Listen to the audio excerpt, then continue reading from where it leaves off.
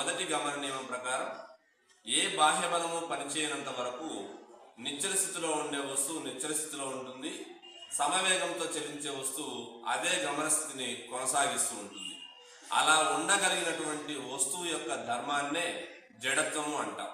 ఈరోజు ఒక చిన్న ప్రయోగం ద్వారా జడత్వాన్ని అర్థం చేసుకునే ప్రయత్నం చేద్దాం. ఇక్కడ మనము 2 గాజు సీసాలు తీసుకున్నాం, వీటిల్లో నీరు నింపాం. ఒక సింథటిక్ పేపర్ తీసుకుంటున్నాను. ఈ సింథటిక్ పేపర్ ద్వారా గాజు సీసాను ఒకదాని మీద మరొకటి బోర్లిస్తున్నాను.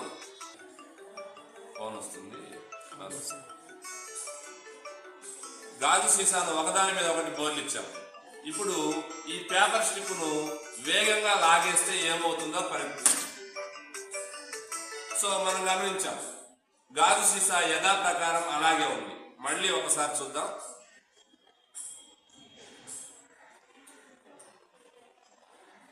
గాజు సీసాలని ఒకదాని మీద ఒకటి నిలబెట్టాము. ఒక సింథటిక్ పేపర్ స్ట్రిప్ను వీటి మధ్యలో ఉంచాం. ఈ పేపర్ స్ట్రిప్ను బలంగా లాగేస్తే ఏమవుతుంది? సాధారణంగా నెమ్మదిగా లాగితే ఏమవుతుందో మనకు తెలుసు. ఆ బలం యొక్క ప్రభావం వల్ల పైన ఉండే సీసా కింద పడిపోతుంది. ఇప్పుడు మనము ఈ పేపర్ స్ట్రిప్ను వేగంగా లాగేస్తున్నాం. అంటే నేను ప్రయోగించినటువంటి బలం యొక్క ప్రభావము పైన ఉండేటటువంటి సీసా మీద చూపలేదు. అంటే బాహ్య బలము పైన ఉండే సీసా మీద ప్రయోగింపబడలేదు కాబట్టి, అది బలము ప్రయోగించక ముందు నిశ్చల స్థితిలో ఉంది కాబట్టి ప్రస్తుతం కూడా అదే స్థితిలో కొనసాగుతుంది. ఈ విధంగా ఉండగలిగినటువంటి వస్తు ధర్మాన్నే జడత్వము అంటాం. ఇది నిశ్చల జడత్వానికి ఉదాహరణ. ఒక డబ్బా తీసుకున్నాము. ఈ డబ్బా మీద ఒక మూత, అలాగే ఒక చిన్న డబ్బా, ఒక బాల్ ఉంచుతున్నాను. ఇప్పుడు ఈ మూతను వేగంగా నెట్టేస్తే ఏమవుతుంది? ఇప్పుడు బాల్ యొక్క స్థితి చూద్దాం. బాల్ ఏ స్థితిలో ఉంది? నిశ్చల స్థితిలో ఉంది. బాల్ నిశ్చల స్థితిలో ఉంది కాబట్టి ఏ బాహ్య బలము బాల్ మీద ప్రయోగించేంత వరకు కూడా అది నిశ్చల స్థితిలో అలాగే ఉంటుంది. ఉదాహరణకు ఇప్పుడు ఈ మూతను నేను నెట్టేస్తున్నాను బలంగా. సో ఇక్కడ మూత వెళ్ళిపోగానే మూతతో పాటు అంచును ఆనుకొని ఉన్నటువంటి డబ్బా, చిన్న డబ్బా కూడా వెళ్ళిపోయింది. బాలు ఈ ప్లేస్ లో డబ్బాలో పడిపోయింది. అంటే బాల్ యొక్క స్థితి ఈ స్థానంలో ఉంది.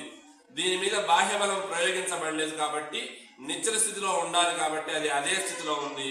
భూమి ఆకర్షణ వల్ల డబ్బాలో పడిపోవడం జరిగింది. అంటే ఇది బాల్ యొక్క నిశ్చల జడత్వానికి ఉదాహరణగా మనం చెప్పుకోవచ్చు.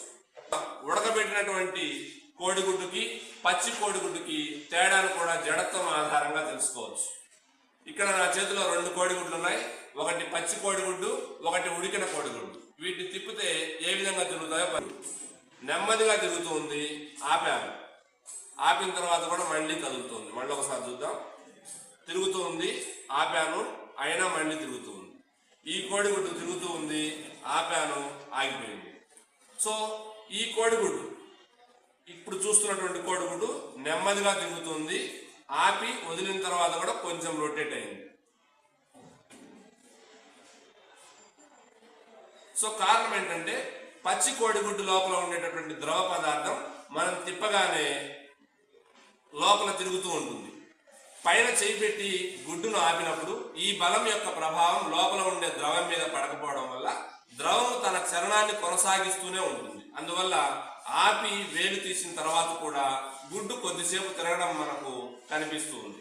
దీనికి కారణము పచ్చి గుడ్డులో ఉన్నటువంటి ద్రవము యొక్క గమన జడత్వమే కారణం. అంటే ఏ బాహ్య బలము పనిచేయనంత వరకు గమన స్థితిలో ఉండేటటువంటి వస్తువు తన యొక్క గమన స్థితిని కొనసాగించుకునేటటువంటి ధర్మాన్నే గమన జడత్వము అంటాం. అంటే పచ్చి కోడిగుడ్డు తిప్పినప్పుడు నెమ్మదిగా తిరుగుతుంది. ఆపి వదిలిన తర్వాత కూడా మళ్ళీ తిరగడం ప్రారంభిస్తుంది. అదే ఉడికిన కోడిగుడ్డు మొత్తం హార్డ్ అయిపోయి ఉంటుంది కాబట్టి తిప్పినప్పుడు చాలా వేగంగా తిరుగుతుంది. ఆపి వదలగానే అలా ఆగిపోతుంది. మళ్ళీ కొనసాగించడం అనేది జరగదు. సో ఈ విధంగా మనము జడత్వాన్ని 2 రకాలుగా అర్థం చేసుకోవచ్చు. ఒకటి నిశ్చల జడత్వము, రెండవది గమన జడత్వము. Thank you.